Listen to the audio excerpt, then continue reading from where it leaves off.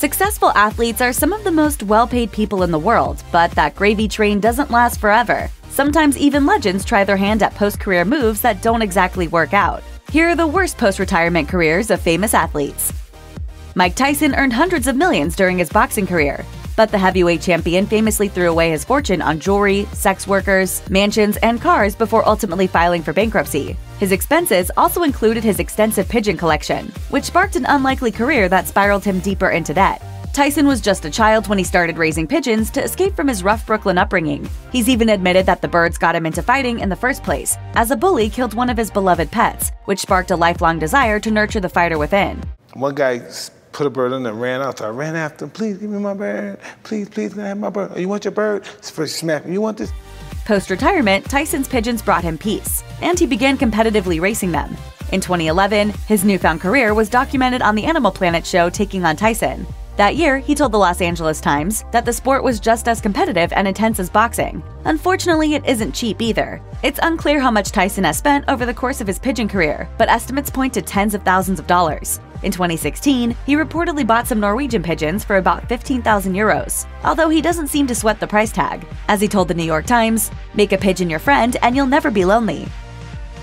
Nine-time Olympic gold medalist Carl Lewis retired from track and field in 1997 and then jumped into showbiz. He was actually still competing when he embarked on a rather infamous singing career. In 1985, he recorded an album that he admitted wasn't bad, it just wasn't good. His notorious attempt to sing the national anthem before a 1993 NBA Finals game may have been even worse. Post-retirement, Lewis had what can only be described as a failed acting career.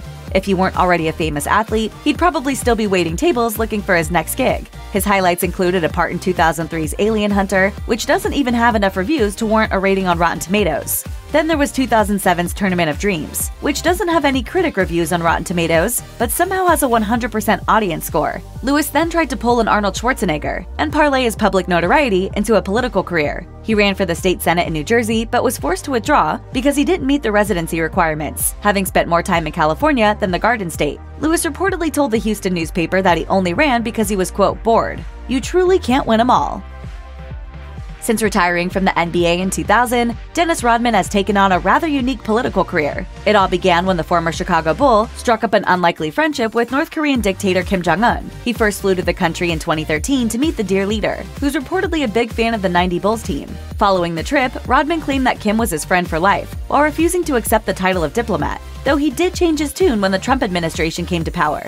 In 2019, Rodman took it upon himself to help mediate Donald Trump's second summit with Kim in Vietnam. In a letter from the desk of Dennis K. Rodman that he posted on Twitter, he dubbed himself the ambassador of goodwill to North Korea and urged Trump to use his continued friendship with Kim for our nation's benefit. That meeting reportedly reopened the discussion of a new nuclear deal. Ultimately, it wasn't very fruitful though, as North Korea later promised to increase its nuclear capabilities in 2020. Jose Canseco had a long and respectable Major League Baseball career, but he's since managed to cultivate a much less savory post-retirement legacy. A lot of this had to do with his attempt to become an author and ultimately just becoming a snitch. Canseco retired in 2002 and proceeded to completely sell out his MLB peers in 2005 when he released his book Juiced, which focused largely on alleged steroid use within the league. Most notably, he fingered Mark McGwire, Rafael Palmeiro, and Sammy Sosa, which led to them addressing the claims in a congressional hearing later that year alongside Canseco. McGwire and Palmeiro's careers were irreparably damaged. Palmeiro tried to initially deny using performance enhancers, but was suspended when he tested positive. Today, Canseco regrets ratting out his bash brother McGwire. In the A&E documentary, Jose Canseco, The Last Shot, he admitted, "I never realized this was going to blow up and hurt so many people." He also confessed that he was out for revenge after feeling like the MLB ousted him, and further explained, "If I could meet with Mark McGwire and these players, I definitely would apologize to them. They were my friends. I admired them. I respected them." Magic Johnson's post-retirement careers have mostly but not entirely been successful. After winning 5 NBA titles with the Los Angeles Lakers in the 80s, he launched Magic Johnson Enterprises, which included a chain of movie theaters that was valued at $500 million in 2009. He was even considering buying the Los Angeles Dodgers, but he instead jumped into the world of late-night talk shows. Launched in 1998, the Magic Hour actually started strong, briefly beating out The Late Show with David Letterman in the ratings in New York. But that reign was short-lived, and critics slammed Johnson for his poor interview skills. He even reportedly needed speech coaches to teach him how to relax. The whole thing culminated in a notorious interview with Howard Stern, who attacked Johnson's talk show skills, personal life, and battle with HIV. The show needs some work. It does need some work. The series was ultimately canceled after just 8 weeks. Jim Bunning is one of a select few baseball players who ever threw a perfect game, and after 17 seasons in the MLB, he more than earned his place in the Baseball Hall of Fame. Unfortunately, his legacy has been tarnished by his post-retirement career as a politician. Even in his obituary, the New York Times referred to the Republican as little more than blunt-spoken, cantankerous, and nationally notorious for some strange remarks. Bunning served as minority leader in the Kentucky State Senate before being elected to the U.S. House of Representatives in 1986. He served for 6 terms before being elected into the Senate in 1998 and again in 2004.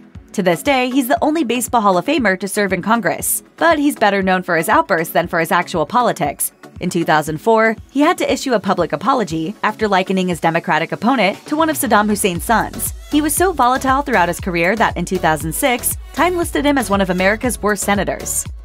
So I have never really cared if I stood alone here in the Congress. Lenny Dykstra had a legendary baseball career with the New York Mets and Philadelphia Phillies, and he also once owned Wayne Gretzky's 13,000-square-foot mansion.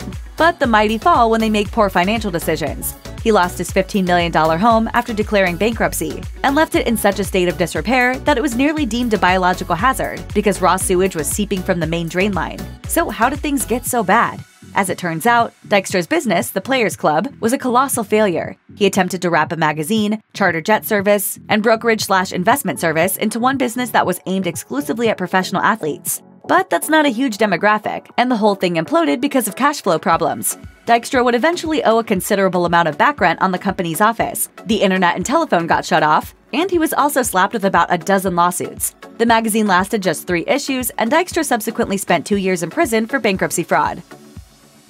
Tonya Harding's ice skating career ended on such a bad note that the questionable endeavors she pursued in its wake can't possibly hold a candle to that kind of public embarrassment. In July 1994, she was banned from the U.S. Figure Skating Association and stripped of the gold medal she won at the U.S. National Championships for her alleged involvement in an attack on her rival Nancy Kerrigan. Despite adamantly maintaining her innocence, Harding pleaded guilty to conspiracy and landed 3 years probation. The incident left Harding blacklisted to the point that she couldn't even work as a sanctioned coach. So instead, she channeled her aggression into a boxing career, but not before trying to become a musician with her band The Golden Blades, which was booed off the stage during a hometown gig. She re-emerged into the spotlight in 2002 when she appeared on the Fox series Celebrity Boxing, where she fought against Paula Jones, who is best known for her harassment allegations against President Bill Clinton. Harding subsequently signed a 4-year professional boxing contract and won some fights despite being booed and frequently criticized. Her career was derailed following a bout of pneumonia, and she ultimately abandoned it altogether. Eventually, she hit the end of the D-list celebrity road with a 3rd-place finish on the 26th season of Dancing with the Stars. Legendary baller Michael Jordan retired twice temporarily from the NBA, first in 1993 and then again in 1999, before calling it quits for good in 2003. With all these retirements came post-retirement careers that could be considered part of a midlife crisis. But were they actually secretly genius? You might scoff at describing something like Space Jam that way, but despite bad reviews at the time, it's kind of held up. One positive review in 2020 came from Vox film critic Alyssa Wilkinson, who called it kind of visionary. Just take the picture. All right, okay. What kind of camera is that? It's just Would you not point that at me, please, and close the lens I didn't cap? do anything, just Sports Illustrated's Tom Verducci made a similar argument about Jordan's other sports career. In between Jordan's 2 stints with the Chicago Bulls, he spent 13 months playing minor league baseball with the AA Birmingham Barons. At first glance, his merits were few, as he had a low batting average and reportedly didn't even know which base to throw to. But Verducci claims that in hindsight, it's easy to see that Jordan was steadily improving. But that progress was interrupted by the infamous Major League Baseball strike of 1994 to 1995. Jordan refused to cross the picket line and become a replacement player, eventually leaving baseball and returning to the Bulls. According to Verducci, insufficient skills did not stop Michael Jordan's baseball career. The strike did. German tennis star Boris Becker took on an interesting post-retirement career in order to help shake his debt. Typically, people in debt will pick up a job, no matter how low-paying, and slowly chip away at what they owe over the course of months and years. But Becker did not follow this path. Instead, he invented an unpaid job that would grant him legal immunity to court-ordered debt repayment. Becker reportedly failed to pay about £3.3 million, or about $4.32 million, when a London court declared him bankrupt in June 2017. The following year, he claimed that he had taken a gig as the Central African Republic's attaché for sports, culture, and humanitarian affairs to the European Union. This job was unpaid, but it did grant Becker diplomatic immunity from his debts, or so he claimed. At the time, he had reportedly never even visited the Central African Republic. Unsurprisingly, the British government looked into it, and officials from the CAR claimed that they had no record of Becker's new job. They also claimed that his supposed diplomatic passport was a fake, with a serial number associated with stolen passports. Becker's legal argument for immunity was further weakened when the passport showed that he actually had a different position, with different perks than those of an attaché. Becker eventually gave up the immunity bid and began selling off his trophies to make payments. Check out one of our newest videos right here. Plus, even more Nicki Swift videos about your favorite stars are coming soon. Subscribe to our YouTube channel and hit the bell so you don't miss a single one.